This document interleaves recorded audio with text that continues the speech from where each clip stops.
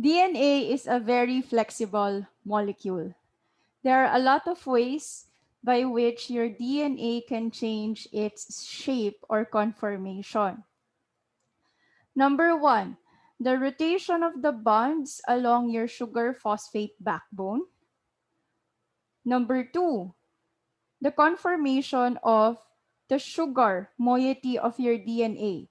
Remember, it can be in the 2' endo, 2' exo, 3' endo, or 3' exo conformation.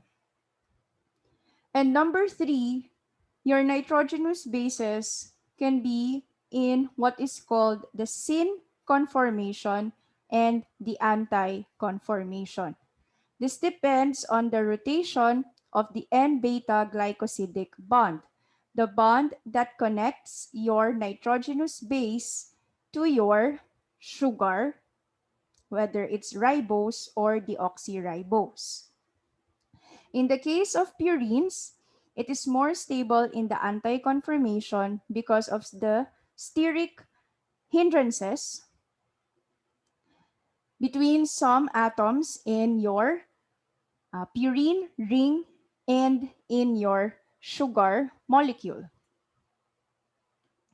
In the case of pyrimidines, it can be both in the anti or the syn conformation. However, it depends on the specific pyrimidine attached to your sugar. For example, in the case of cytosine, it is more stable in the anti-conformation because of the steric clashes of your carbonyl oxygen with the sugar molecule. And because of this, the double helical right-handed DNA structure that we know is not the only possible structure of your DNA. As of date, there are three well-studied forms of DNA. The one that we saw is the A form. No, it's the B form. So the B form is the one proposed by Watson and Crick based on the structural data from Franklin and Wilkins. So this one, we have 3.4 angstrom distance separating two consecutive base pairs. There is exactly 10.5 base pairs per helical turn in the B form of your DNA, which means that there is 3.4 angstroms times 10.5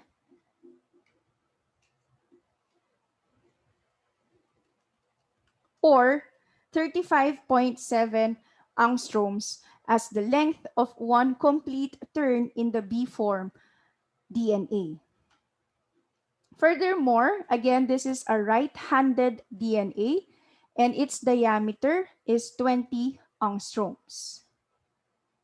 Now, I mentioned that the nitrogenous bases are perpendicular to the axis of the B form, but to be exact, the bases are actually tilted by 6 degrees, and the sugar is in the 2' endo conformation, and most of the nitrogenous bases are in the anti-conformation.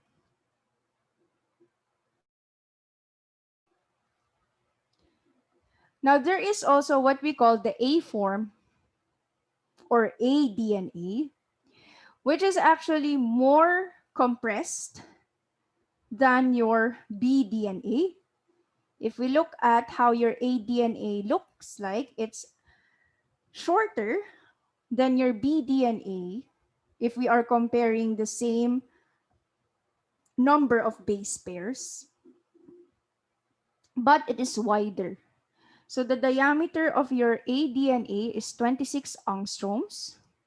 There are 11 base pairs per helical turn, and the distance between two consecutive base pairs is 2.6 angstroms.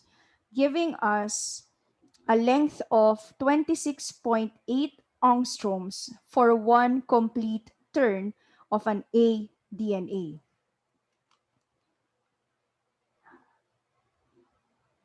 Now, the base pairs in the A DNA are tilted by a larger angle relative to the axis of the DNA. So they are tilted by 20 degrees, and the sugars are in the 3' endo conformation. But just like your bDNA, the nitrogenous bases are in the anti-conformation. The aDNA can be formed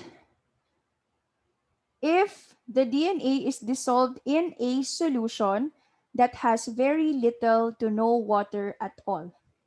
So the formation of the DNA of the B DNA is actually driven by the presence of water molecules. Lastly, we have Z DNA, which is relatively rare. It's a left-handed helix with a diameter of 18 angstroms. And if we look at the phosphate sugar backbone of the Z DNA, it assumes this zigzag conformation. The diameter, the diameter is 18 angstroms, so it's the one with the smallest diameter. There are 12 base pairs per helical turn, and the distance between two consecutive base pairs is 3.7 angstroms, giving us 44.4 angstroms for the length of one complete turn in the zDNA. The sugars in the zDNA assume two conformations depending on the attached nitrogenous base. So if you have a pyrimidine, the sugar will assume a 2' endo conformation. And if you have a purine, the sugar assumes a 3' endo conformation. And for your nitrogenous bases, if you have a pyrimidine, it is anti relative to the sugar. And if it is a purine, it's syn relative to the sugar.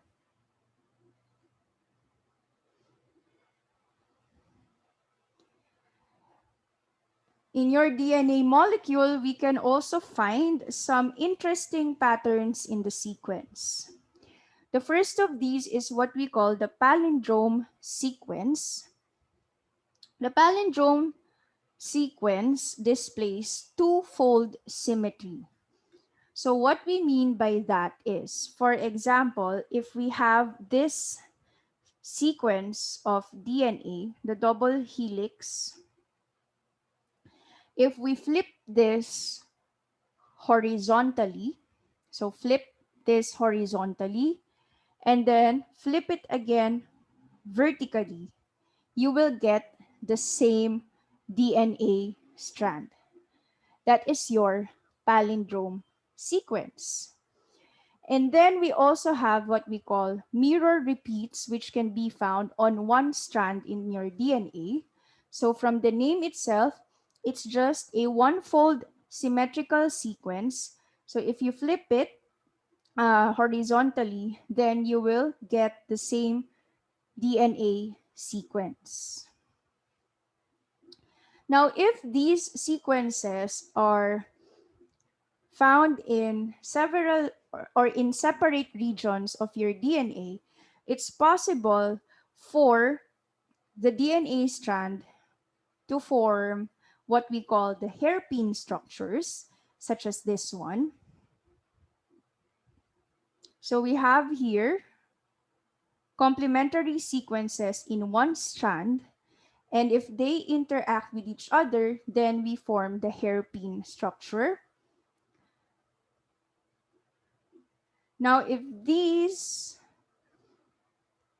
is found on the double-stranded DNA, a structure called cruciform can also be formed. So you have the complementary structures in one strand interacting with each other instead of their complementary base pairs in the other strand. So we form the cruciform structure. Aside from these, we also have unusual DNA structures. In fact, it's possible for 3 strands of DNA to interact with each other. For example, if we have an adenosine and a thymidine, it's possible for the adenosine to form additional hydrogen bonds with another thymidine from another strand. Or if we have cytidine interacting with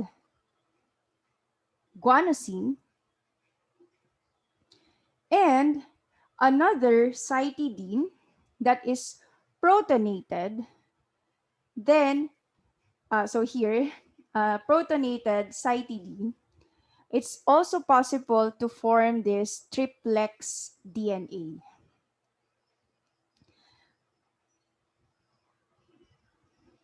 In addition to this, we can also have 4 DNA strands interacting with each other. So we have a quadruplex DNA.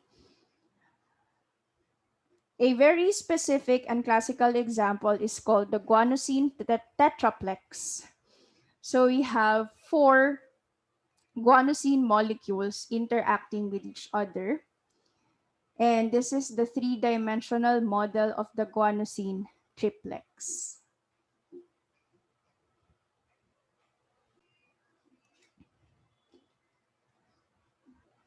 Let's go back to the triplex DNA.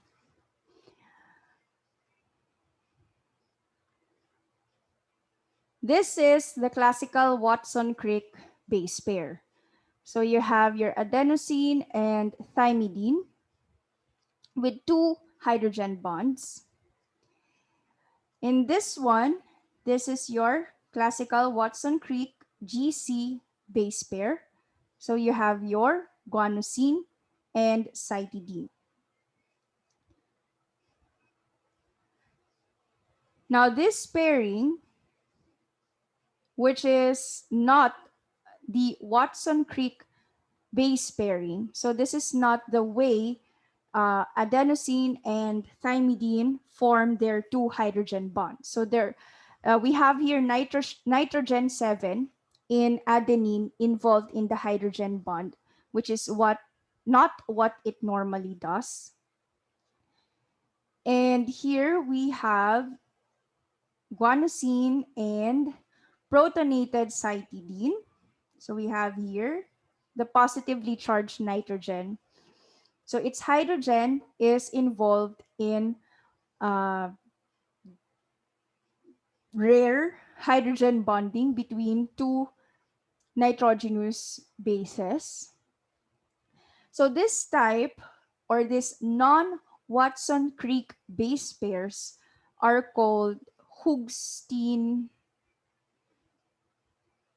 pairings or Hoogsteen base pairs, named after the guy who discovered them. So remember, the Watson-Crick base pairing, the pairing of your bases in DNA is not limited to the Watson-Crick base pairs. So we have encountered other base pairings that is non-Watson-Crick.